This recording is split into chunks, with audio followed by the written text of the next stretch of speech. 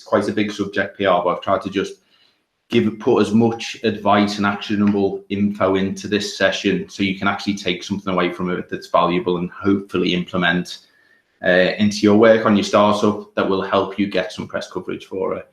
So to start with, what we kind of mean by PR are these things. So what you can see on the screen here is kind of some press coverage that we've managed to generate for Nova, and like also here is kind of some bits that we've done for the startups within our portfolio. So what we'll kind of cover today is some fundamentals on PR and why I believe it's a great tactic, and why I believe if you can, you should be doing this for your startup and receiving the benefits that you get with that. We'll cover the best practice for the two core methods of generating coverage. The first of those is proactively distributing your news to journalists. So you generate a press release and you pitch that to someone with the hope that they will think it's interesting enough to publish it on their site. And then the second one is actually then responding to journalists' requests for contributions. So as well as kind of publishing stuff that's pushed to them, journalists will also curate their own content and need people to feed into that. So they're the kind of two core methods that we'll cover. And then I've also prepared some resources for you guys to take away and hopefully kind of use when you're thinking about doing some PR for your business. So that's a press release example and checklist. So make sure you've got all the content that's needed in that. And I've also put into a sheet all of our the contacts that we utilize at Nova to generate press coverage for Nova, because it's quite likely that there'll be some overlap there, because we're obviously in tech, or we're in startups, health tech, etc. So hopefully that can give you a bit of a leg up on that too. So kind of like I said, I think PR, when done right, can be a really good marketing tactic for you and your business.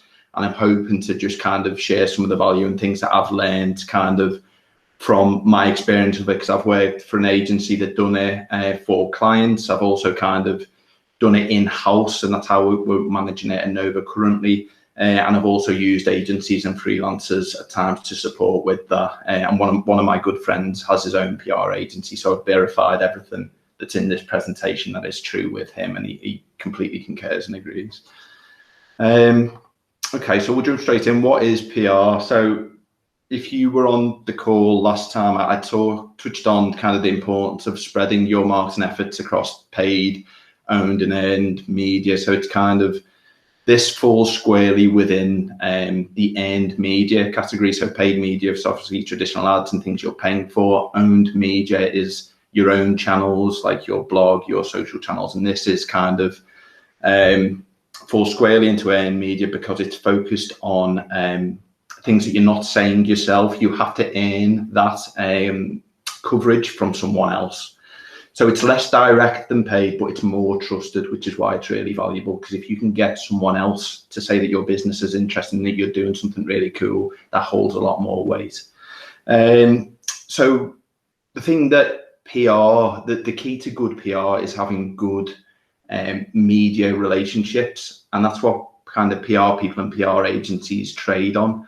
So if you think about like the top PR companies and agencies who will charge you an astronomical amount of money to work with them, it's because they hold really good relationships with influential people within the media, because they can guarantee their clients that they can pick up a phone and speak to the editor or the journalist at the Financial Times or whichever publication they're trying to get onto, and tell them what their story is, and within a day or two they'll feature within that publication. So that's what they trade on. So the importance of media relationships is the key for me to doing well at PR. So if you kind of put yourself in the journalist's shoes as well, it's important to understand that each journalist, and I've had this verified by 2 or 3 that we've got good enough relationships with, that I could ask, gets between 100 and 300 stories pitched at them per day. Now, I'd heard this number kind of banded about, and I thought, no chance. I thought my email inbox was busy, but it's true. I've had it verified, and they kind of say it gets even worse when it comes to like Christmas, when there's big trade shows coming up, etc. Everyone's trying to get their message out there. So what I wanted to touch on today is how you can stand out, and essentially where most people fail is because they get skipped across, or they make the same mistakes that a lot of people are making, so they don't receive the coverage that they're looking for. So why it's valuable? So as I mentioned, it's credible, it's third-party validation, it's not you saying that yourself, so it's more trusted. There was a study done by Nielsen, I think it was around 2018, where they actually studied this. They done some tests that measuring ROI for earned content and media placements through press releases versus paid advert and advertorial placements, and it came out that it's 4 times more valuable in terms of ROI than advertising. So again, this is definitely should be part of your consideration when you're building out the different tactics that you're going to market on for your startup. It's like I say, it's great for building trust, not just with kind of journalists, it's like your prospective customers. So if you've ever been on a website and you kind of see one of those bars that says featured on, and you're kind of thinking, wow, okay, these guys must be onto something because you've got all of these publications writing about them or mentioning them. So that's great, but it's also good if you can get them to give you a backlink to your website. That really improves your SEO as well. So I won't go too much into that, but essentially the way Google ranks you and your website will improve if you've got lots of big websites linking to your site. So also, yeah, not a point not to be overlooked is that it's got a really good motivational benefit. So if you're working on your startup and you can get some good press coverage and other people saying nice things about the work that you're doing and what you're doing, that has a really good motivational benefit for your business. And that's underrated, but kind of founders, team members, and also investors, if you're kind of preparing to go back to them to ask for more money, etc., if you can have a couple of good publications talking about you in the weeks upcoming to that, it kind of will pique their interest and think, okay, well, you know, someone else as well as me thinks that they're interested and doing some cool stuff. So that's also worth considering. I wanted to quickly call out a couple of myths and a couple of kind of things that I see quite a lot or hear quite a lot that I think just aren't true. Is that, well, first one being PR is easy, I'll just do it myself. Now, PR can be done yourself, but most people won't. They'll just kind of have a go and then they'll get it wrong. And then what's frustrating for me is that people will be dismissive of PR as an effective tactic because they've been doing it wrong. So they might spend a bit of time writing a story, pitching it, get nowhere with it, and go, oh, PR's rubbish, I don't want to do it. So PR can be really effective. You just need to take a little bit of time and hopefully listen to the advice that I share today. That will give you a much better chance of having some success with it. PR is free is another one that I hear a lot, and there's obviously a big allure to doing marketing activities that don't have a direct cost to them. So whilst there is no direct cost to kind of pitching your story to someone, you have to consider that like there's a time and a resource cost associated to it as well. So Ash Maurya says time is the most valuable asset for a startup. So, and I've witnessed sort of several founders go on a path of thinking, well, this is free, I'm just going to keep doing it, but actually think about what that's taking you away from as well. So you need to be a bit measured in your approach to it. One that you'll hear probably quite a lot is there's no such thing as bad press. There is. Speak to the likes of Oxfam, Facebook, Cambridge Analytica, Press and Monitor. They've all had big PR disasters and had to spend a lot of money to put that right. So kind of the approach of, oh, well, at least they're talking about us is the wrong attitude. And a lot of what PR agencies are hired to do is to kind of shift public perception back to where businesses want it if they've had a lot of negative coverage. PR will make my company famous overnight. It's not a quick win channel, but that doesn't mean you shouldn't do it. It's a longer play. So what my advice would always be is give it 3 months before you kind of decide if this is going to be valuable to you and your startup or not. As I'll talk through, it's all about developing those media relationships, and those things tend to not happen overnight. It's kind of a cumulative drip method effectively, but if you can kind of spend 10 minutes twice a week, Joe, on something that will then build and snowball, that's the way to kind of do it. But don't expect the day one, or the fact that, you know, if you get one piece of coverage, that will completely fundamentally change your business, because it won't. The other one that why some people shy away from doing PR or looking at as a valuable tactic is because they feel it has no measurable business value. But equally, it's not true, because one, you can run tests to measure its effectiveness. You can kind of split up by geography and target regional publications in one part of the country and not do it in the other if you wanted. And you can also measure things like your organic traffic, if there's been any uplift since you've been doing it, direct traffic, referral traffic to your website, media mentions, and also leads generated. So you can measurable. And what I wanted to get across was that actually it's a combination of doing things like earned media with paid and also owned that actually has a greater ROI. So kind of, if you can, as you're growing, build PR into your marketing mix for that to give you coverage on that earned media. Okay, so things that as a startup founder you have in your favor. Like I said before, most people just have a go. Most business owners or small business owners will just think PR and know a bit about it. I've heard people talking about it. I've seen some of my competitors getting some coverage. Tell you what, I'm just going to give it a go. But they are the ones that get it wrong. They're the people who fill up everyone's inbox with nonsense and what make it difficult for everyone else. So if you follow some kind of key bits of advice, you can significantly improve your chances, but most people don't. So like I said, journalists particularly like and are more forgiving to startups and founders. So if you kind of think about what motivates a journalist, it's kind of they're wanting more people to view their stories, and they're also wanting exclusives and to be able to break news and stories. So when they look at receive pitches from startups and startup founders, that in the back of their head they're thinking, hey, these guys, if you sell yourself well, these guys could be the next Uber, the next Spotify, the next Airbnb. And if I've been the first person to break a story about them or to write about them, that looks on me really favorably, because I've been the journalist that's unearthed these guys. So you'll get a bit more leeway with being a startup than what other business owners would do. And also you've got access to people experienced in doing this. Me and the marketing team at Nova, please just ask if there's anything that you're unsure of. But yeah, because that will set you apart. Most people just go for it. And like I said, there's some really simple, easily actionable things. I've tried to squash as many of these into this presentation that you can do that will give you a much better chance of having success with it.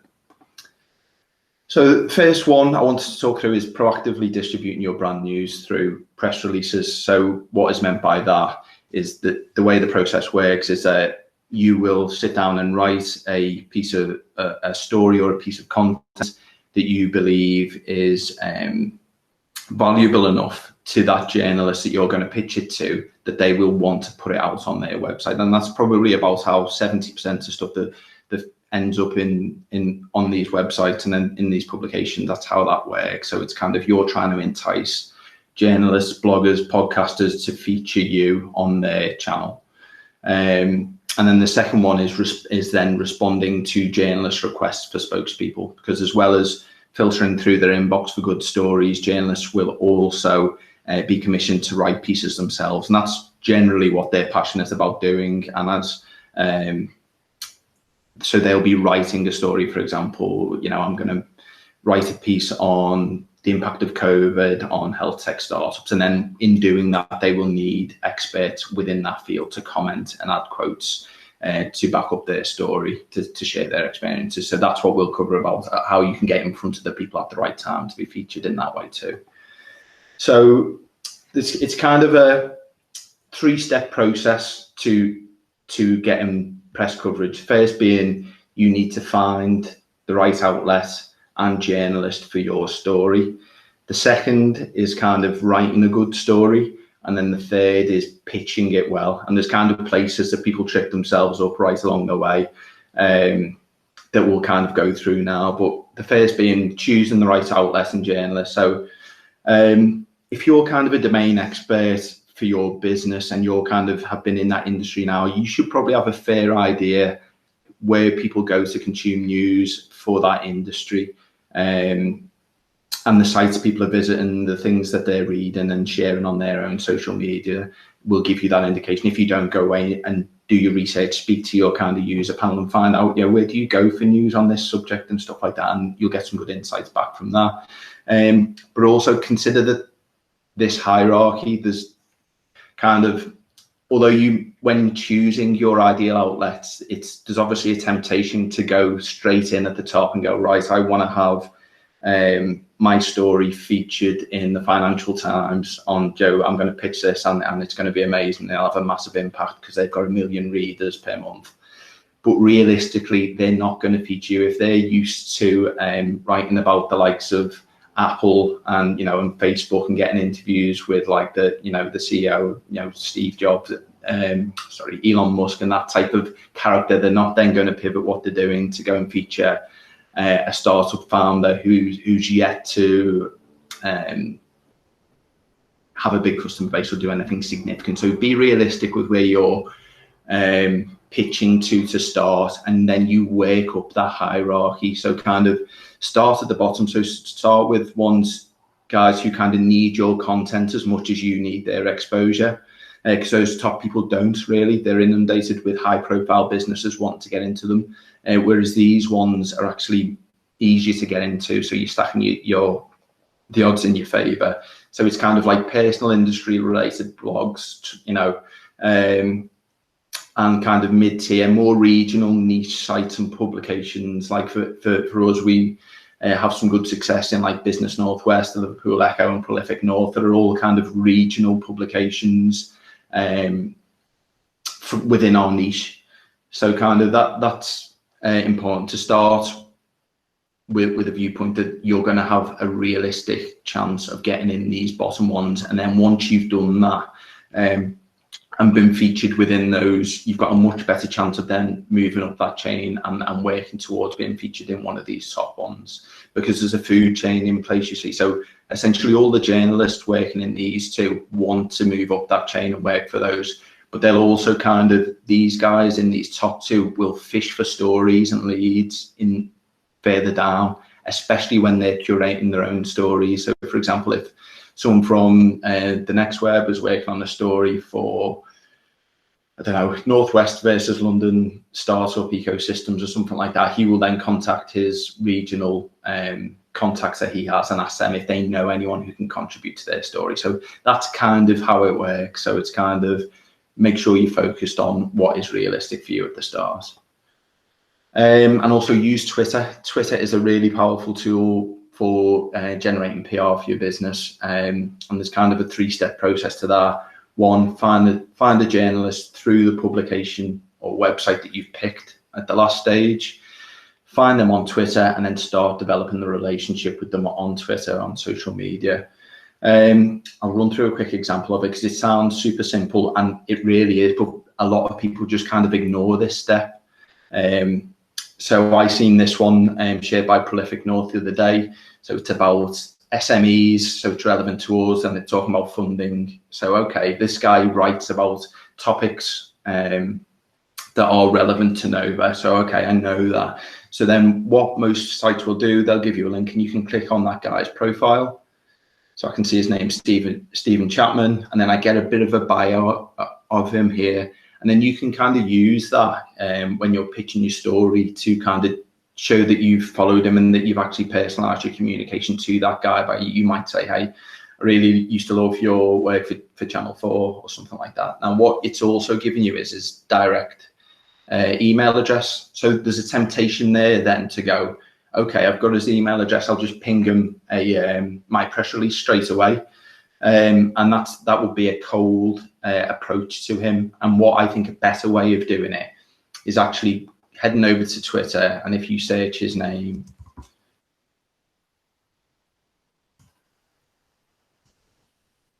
okay, Stephen Chapman, yeah. So I'm already following him on there, and then you can start following him if you're not already, and start kind of engaging with the content that he's putting out, because you'll understand what types of stories he's interested in, what he's writing about, and if you start to like some of his content, start to reply to it or share it with your audience that you've got, you're kind of already on the radar with them, and you've got like a slightly warmer relationship than if you just sent that cold. Twitter is also great. Another way of utilizing it is actually just doing a simple search in the search bar on Twitter for your niche and journalist after it. So the screen grab I've done there is just tech journalist, but that might be med tech journalist, that could be travel journalist, or whatever, and it will throw up a lot of people who are journalists in that industry that you can then start following and developing a relationship with. Some of them kind of also put their email address directly in their bios, so you've then got that piece of information so you can contact them directly as well.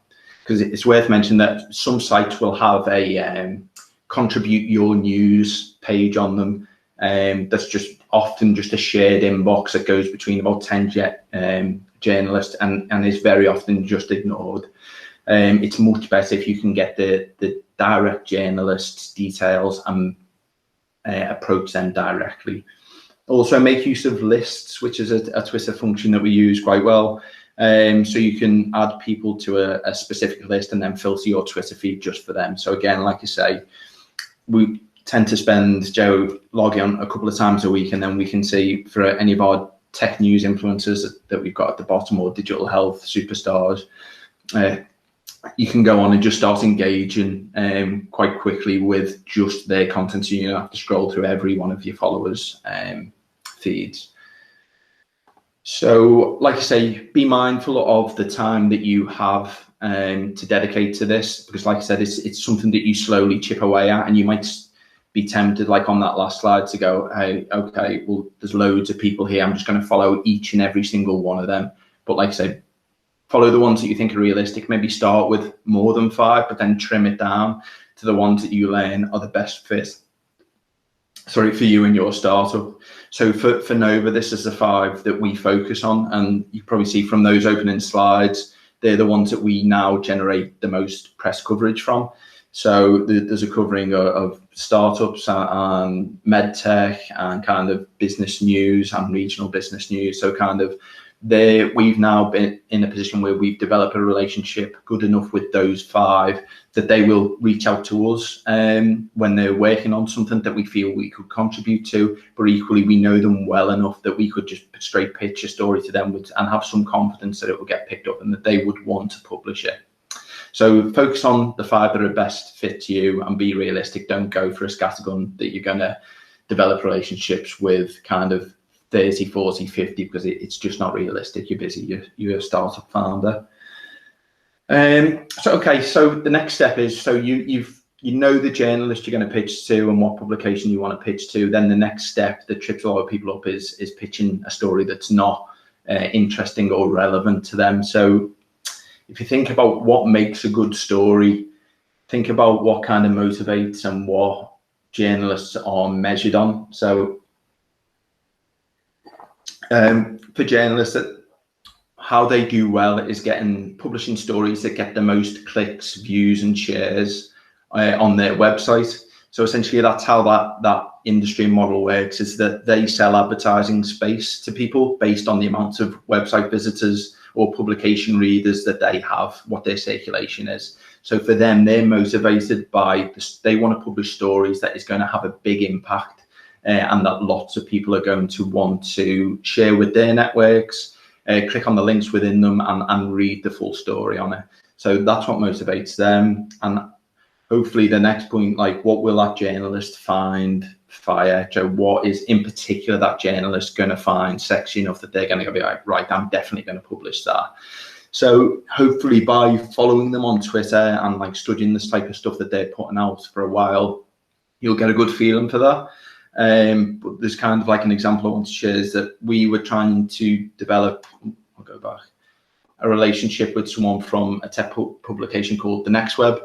So we started following them firsthand on Twitter, and then what we noticed that was really useful for us is that they had a real disdain for anything to do with AI, that we wouldn't have known that if we'd have just straight pitched them the story and tried to develop that way. But they were constantly saying, oh, I've had another BS press release sent to me about AI, and Joe eye rolling the fact that none of them are actually artificial intelligence. It's just a buzzword that he absolutely hated. So we could have really tripped ourselves up if we didn't know what the kind of triggers were for that journalist. And actually, if in our pitch to that guy, when we did start developing a relationship, we referenced the fact that actually the story that we want to put together isn't the scoffing, nonsense of AI. It's the real thing. So anyway, so that's why it's important to understand about that particular journalist and what they're going to find interesting. So newsjacking is also something that should be leveraged if possible. So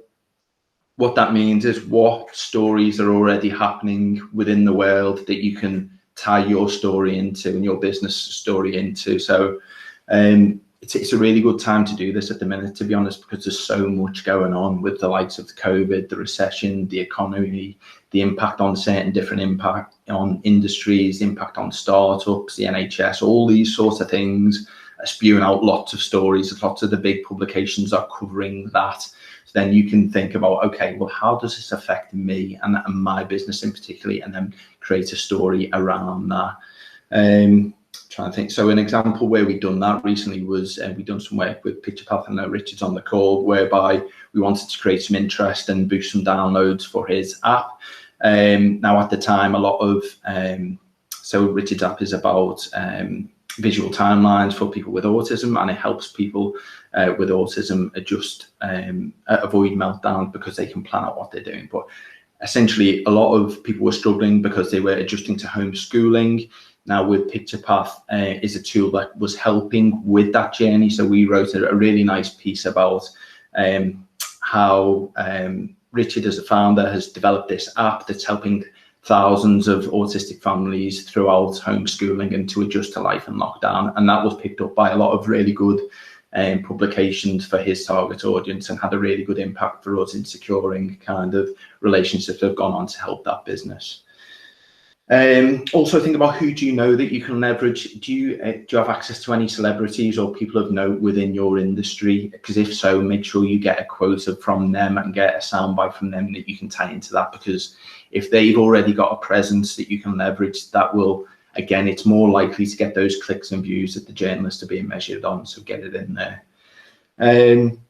And kind of just be honest and frank with yourself as to what is newsworthy, and is this just for you, and have you really got a story? And things that journalists like to talk about are exclusive research, if you can give them a first view on something, new insights, controversial views, new technology, award wins, and like if you're the next big thing that's going to cause a lot of industry disruption, that would probably garner some attention from them. Okay, so that's kind of the key factors of a good story. And what makes a bad story is kind of, one, avoid anything that's too salesy. You've got to kind of subtly get in the fact that your business is brilliant and the value that you're adding there, but don't make it too sales, because as soon as a journalist gets a sales pitch, they'll just delete it, because it's really obvious that that's what it is. Equally, don't just pitch your CV or kind of try and approach a journalist and just say, hi, I'm the founder of this. Do you want to write a story on me? Because unless you're kind of like Elon Musk levels, they're not going to be interested in doing that. So also avoid something that, if you start following a few journalists on Twitter, you'll definitely see, is that they call out the amount of jargon BS that they receive in their pitches. And I robbed this from someone, posted it on Twitter last week, and it was kind of a really good example where someone's pitched them. I'll read the start of it. Our simple, universal, real-time data integration platform combines our robust, flexible data ingestion framework. Now, I'll stop there, but hopefully you get the point that that's complete nonsense, and you've just wasted 10 seconds of my time reading a load of words to try and make yourself look more intelligent than what you are. So kind of strip it out. Anything that you're using that's kind of jargon or could confuse the reader, get it out of there, because you're going to really harm your chances of getting featured. And also, probably the last one, most controversial, is the fact that you're launching a new business. You might get some success with that in the kind of bottom tier publications when you're starting out, but try and see if you can make it more interesting than the fact that, hey, we're just a business that's starting. What other the bits that I talked about on the last slide will make your story more interesting? What impact is that having on on this industry, or what other news story is going on that you can leverage to the fact that why you're starting a business now and why it's important that you're doing it now, will make it a lot more sellable to that publication. Okay, so essentially, you know where you're going to pitch your story. You've got a good idea for it. Now it's important, and what trips up a lot of people pitching their stories that they do it in the wrong format. So once you know what you want to write about, make sure there's a few kind of non-negotiable things that have to be in there. One being a compelling headline, and the headline and the first paragraph are like definitely the most important bits. So spend most time crafting those, because essentially, like I said, journalists are super busy. So like they got an inbox of like that's getting filled up by 200 or 300 email pictures sent to them every day. If your headline and the first couple of sentences on absolute, intriguing and perfectly written, they're probably just going to delete it and go, oh, it's not interesting, because they've got lots of others to skim through. So yeah, make sure it's got a compelling headline, and in that first paragraph, think about that. Well, think about the headline in a way that the job of the headline is to get the person to read the first line of your press release. So if you can think about it that way, you need to build some intrigue in there, and make sure it's interesting enough to get them onto that first line. And then that first paragraph has got to think about that first paragraph as if no one's going to read the rest of your press release. So it's kind of a short summary of that story that you're trying to tell. So it's got the who, what, where, when, and why, all written really nicely and concisely into that first paragraph. Images, make sure you've got some images to support it. If the journalist has then got to go and ask you or try and find images that are relevant to that story, you're lessening your chances. And in terms of what images you might want to include in that, think about like, try and send 3, at least, like a headshot of the founder, a product shot, and maybe a customer shot, someone of the customer using that. Make sure that they're relevant, and we can help you out with that as well. We've got Dave Wood, who does photography here, so if you need help getting those shots together, please ask. If you can include a quote or a couple of quotes, that definitely really helps, ideally from someone notable or the founder of the business. That's something that they will want to see within that, and also within the press release, you need to include what we call a boilerplate, which is basically a very, very, very short, concise overview of your business and history to date. You can see I've included the Apple example there that demonstrates that, but I've also included in the resources to take away Nova's example, so you can kind of gauge that as to what information you want to put in that. And it's relatively straightforward to put together, but it helps a lot if you've got one of those in there, because it helps the journalist scan and understand who you are and what you're trying to achieve. And also put your contact info in. And I've seen kind of people send that and then they forward on to me and go, any ideas why I didn't get coverage on that? And they haven't even put their details in the end of it. So essentially, if the journalist has any questions when they're reading through that, all right, they've got your email address, but they're on really tight deadlines and looking to move quickly, put your phone number in as well, so that they can pick up the phone and get the information off you really quick, and they're not having to go back and forth with you over email. Okay. So yeah, again, just to drum home the point about front loading and how you spend your time when you're constructing your story. I spend about probably 70% of my time on that headline and opening paragraph. That's the most important bit, because don't hide all the good stuff and all the gold in your story at the bottom, because they won't get there. They will kind of read the fair headline, and if that's really compelling, they'll then read the first paragraph, and often that's just it. So spend roughly 70% of the time in constructing that story on that headline and opening paragraph, and making sure it's really snappy, short, and to the point. Then spend 20% on the body. So essentially what you're trying to do there is then add further detail that supports what you've said in that first paragraph, and unravel the story that way. So that might be facts, stats, the quotes, put that into the body section of the press release. And then spend about 10% making sure that your boilerplate is up to date and any additional bits. So these are things that are nice but not necessary bits to the story that you're trying to tell. As a bit of a guide, if your press release in total is over 2 pages, cut it down. Try and keep it to under 2 sides of A4. between 300 and 500 words is a good guide, or definitely under 2 pages is where you want to be pitching for the level of detail, because like essentially if they want more information, they will add it in themselves. Okay, so hopefully we've gone through the first 2 stages. So hopefully you've got a good idea of, one, where to find your journalist and outlet that you want to pitch to. And then you've hopefully got a good idea and some good tips for then writing and formatting a story that will get picked up by these guys and that they'll want to run with. And then the last step of this, but it's the one that probably trips most people up, is how you then go about pitching your story to these guys. So my 5 best bits of advice for that is, 1, know the writer. So we talked about it a little bit, but basically make sure that you're not sending it cold. You've got to do those things like liking some of their tweets, commenting on or sharing some of the articles that they've previously written and saying something insightful about it, because that has a big impact on you being picked up by them and being on their radar.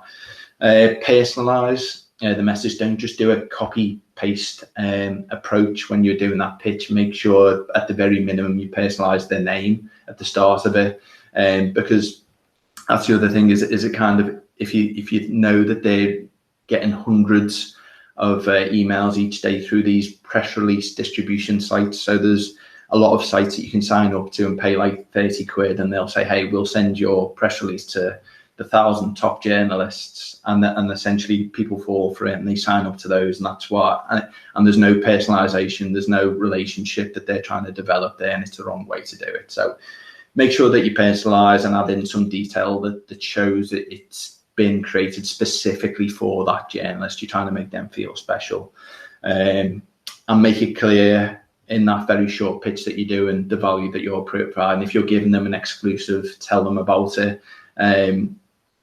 If you've got some kind of new research or something that you've uncovered that could be exciting for them, to make sure that it's in that pitch. And keep it brief. Your pitch should be 1 paragraph maximum. There's an example that we'll run through in a bit that's kind of way too long, so keep it short and really concise. The time important to get loads of pictures. And last point is kind of don't give up. A lot of people get disheartened and give up on PR as a marketing tactic, because they think, well, I tried that, I sent out 1 press release and I spent half a day putting it together and it didn't get anything back from it. So that was a real waste of my time. But 1, don't give up, because sometimes it can take you, 1, you need to follow the advice that I'm giving you here, but also, it can take a couple of times before you'll get picked up. And if you do have that instance where you've spent some time creating a really nice piece of content and it doesn't get used, think about how you can repurpose that. Put it out as a blog. Joe shift the dynamic on it slightly. Put it out as on a blog. Do it as a thread on your Twitter feed. Put it out on your LinkedIn, and all those sorts of things will help you get some value back from the time that you've put into that. And top 5 don'ts, and don't beg. So kind of, it can be sometimes quite tempting for startups to put within their pitch, like, hey, we've got a really big investment round coming up and it would be really great for us if we could get some media coverage. I would really love it if you would please include this press release in your next article. Journalists don't want to write about about businesses and people that they think sound desperate. They want to, like I said before, they want to be uncovering the next Uber, the next Spotify, the next Facebook and stuff like that. If you kind of start down that pathway of, oh, please, I really need you to do this for me, they'll just dismiss it. 2, don't do a shotgun approach. I mentioned about kind of those distribution services that you can pay a little bit of money for, and there is some law there, but actually just stay away from it, because it's bad news. Don't pitch the same story. So often, and I've been guilty of this myself in the past, is actually you will find a journalist because they've very recently just posted a story that's quite similar to yours. So you think, oh, that's great, they're a really good fit for me, because they've just posted something about a new app that's in the same sector as me and they're doing similar stuff. So I'll pitch in my story right away because he might post it. Now, for a journalist, the last thing that they want to do is post another story the day after that they've just posted the same story. So that's probably the worst time to pitch them. So you're kind of looking to follow what they're interested in and broad topics, not specific stories that they've posted thinking that they'll do it again. Don't make it difficult. Don't include lots of things that they have to then download, or other links that they've got to click on to go and view a lot of content, or fill it with several different links that could be confusing to them. Make it as clear, as simple what you want them to do as possible, because like I said, they're really time poor. And don't ask for amends. I've seen a few people do this, whereby they'll send it and then they'll send another message saying, oh, actually, can I just change this on it? Or equally, once it has been published, asking if they can change it. So it's important to understand that actually they've got full editorial control over their publication and what they put out. So as much as you might want them to change something that they've written, they probably won't. If they make a real clanger and completely misquote you or make spelling they might. But asking Joe after the fact that it's been published if they can go back and change it generally doesn't happen. It doesn't work. And so the onus is on you. Also, don't expect that they will contact you to tell you you've been published. They might sometimes, but what we do is set up Google Alerts. So if you just Google Alerts and put your business name in there, Google will send you an email every time your business is mentioned anywhere on the in one of these media outlets anywhere on the internet. So that's how we handle that one. And then it's on us and we get told about it, and then we can share it on our channels too. So, yeah, a couple of examples on the pitch. So this is a really bad one. Sorry, let's skip back. So this is one that I stole off Twitter that someone pushed out, so that they received, and you can see the things that they've done wrong here. So one, they've started with the wrong name, and they've gone straight into the story. They've offered no context, and it's kind of straight in, hi, small business owners, and it's like, what? Who are you? Why is it news? What's the context that you're trying to give me to this story? They've also then included a link straight after, and it's not clear, is that the press release? Is it a supporting doc that you're expecting me to read through? It's 3 paragraphs long, so it's too long and it's not having any value. And then it links toward the end to the press release, and it's asking that they would be put in touch with someone else, and that just sounds like hard work. So in terms of that's a bad pitch that would never get coverage. Conversely, here's a good one. It's short, it's concise. They've personalized it to the journalist. Go, hi, I'm the founder of X. I've been following your writing for a while. So you're suggesting to them that you know them, and thought you may be interested in this story. So, okay, you're going, okay, you're building a little bit of intrigue if that journalist's writing that. You've named the publication that they write for, so they know it's not just a generic blanket send to tons of different journalists hoping for the best. And you've just said, hey, let me know what you think, and signed it off. So that's good. Much shorter, it's specific to the point, and it builds a bit of intrigue. But it can be even better. So this is what our class is a very good pitch story. So pitch for a story. So it says, again, it's personalized on the name. It says, hope you're doing well in HK. The journalist lives there. So immediately okay, this guy knows where I'm living. And then it says, I've just finished a unique story.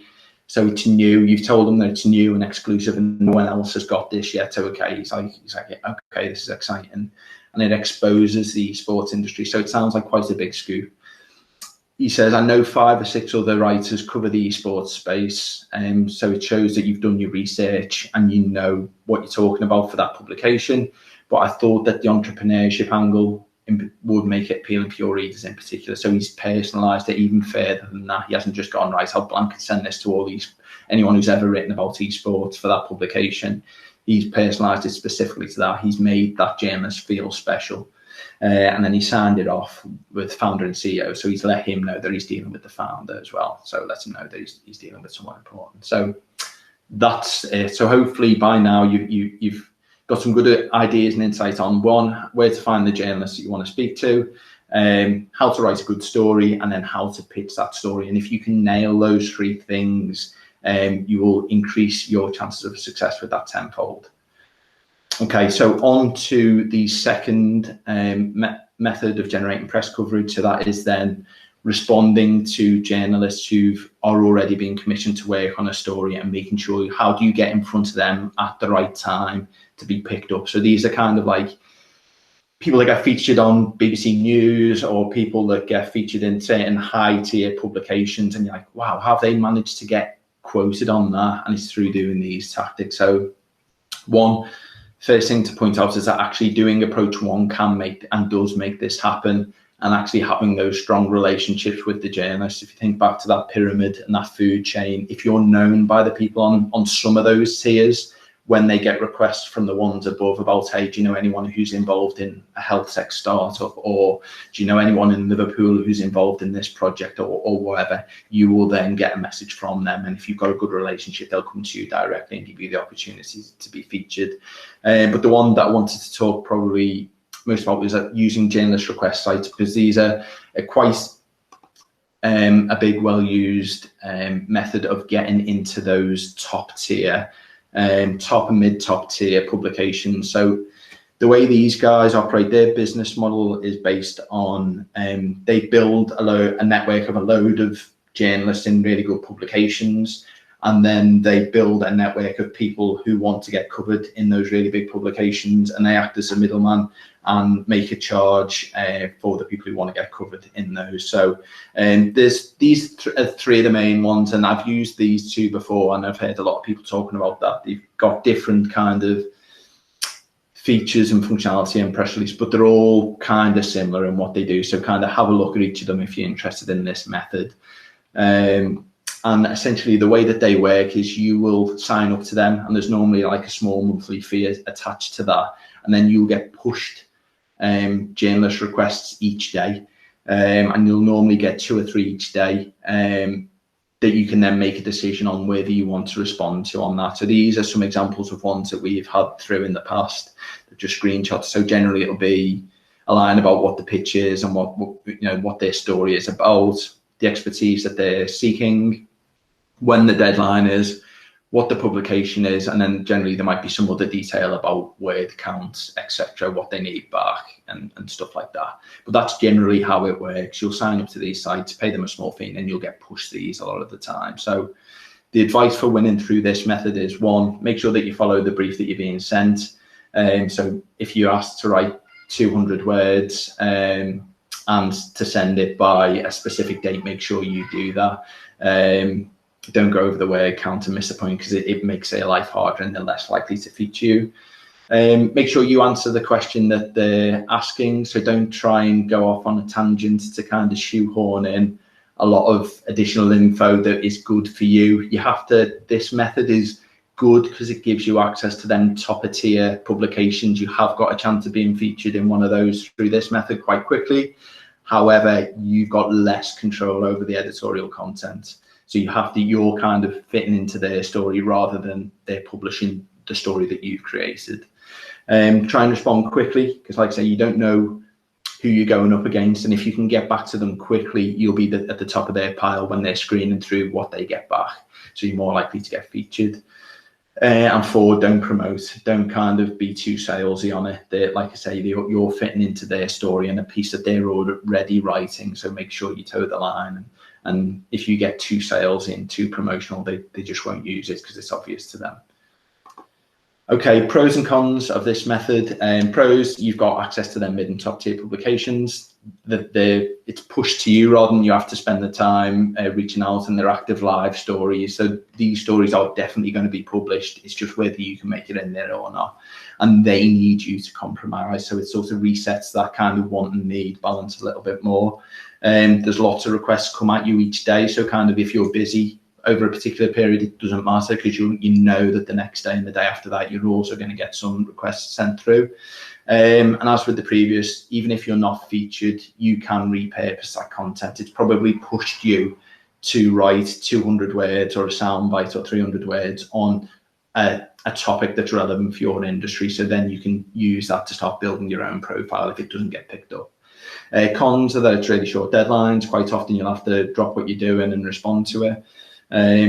You don't know who you're competing against. So whilst you might receive a pitch and think, great, this looks like a good fit for me, you might be going up against someone who's an even better fit. So don't get downhearted if you do something that don't get picked up. Again, you've got less editorial control because you're fitting into their story. There is a small cost involved, and probably the biggest one is that you don't get access to that journalist. Whilst they might remember that they've used your quote, it's those guys in the middle who are owning that relationship. so you don't get that direct contact, which is one of the probably the biggest downside for me. But it is still a good tactic to use. Another one that I thought worth mentioning quickly is actually Twitter, and actually just going on Twitter and searching for the hashtag journo request. You see a lot of journalists who are working for different publications will publish on Twitter when they have a journo request. I'll try and find a good one. Looking to speak to someone who works at a music venue, has attended gigs. So again, if you just scheduling some time, spend 5 minutes twice a week, just looking at this hashtag, and you might find something that's relevant to you in your business that you feel you can contribute to, and that will lead to coverage in like the likes of the Mirror that this one's talking about here. So again, that's a good tactic that's worth, that's quite easy and quick to implement, that you should do.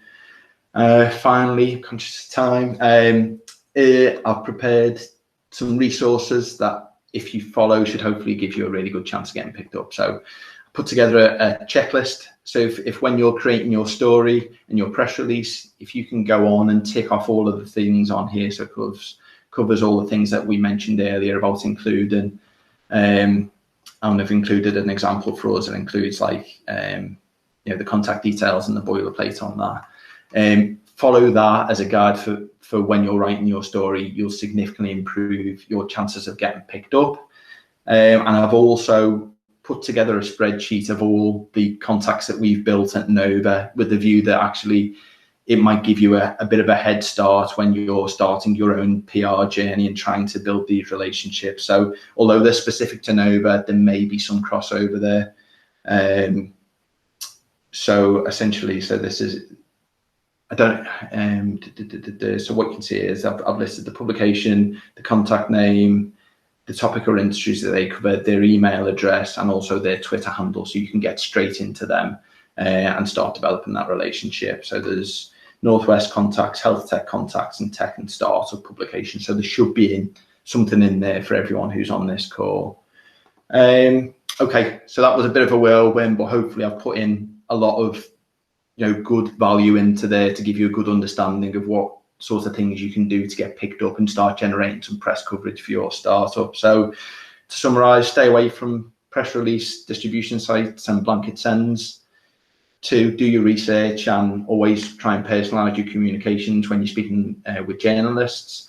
Consider outsourcing it. If be honest with yourself, and actually if you're thinking, yeah, I do really want to generate some press coverage, but writing and if what I've talked about now feels like a little bit daunting to you, but hopefully it doesn't, you consider looking for like either a freelancer or use Nova, or find a small agency that can help you with that, and give it 3 months. So just test it for 3 months and see if it's having any impact for your business. Always proofread before you're going to send something out for publication. It's amazing how many things that you would miss, but just by writing it yourself and then sending it off. So make sure you get someone else to read it. Follow this advice, and hopefully this is something that you can use, and you'll get this slide deck and the resources that I've created. So when it comes to your time in your startup journey that you're like, right, we really need to put some focus on generating some press coverage, you can use this to help you, and that will set you, just by following these, hopefully what came across as quite simple, actionable things, you can really set yourself apart from the mass of people who just have a go and really increase your chances of getting covered.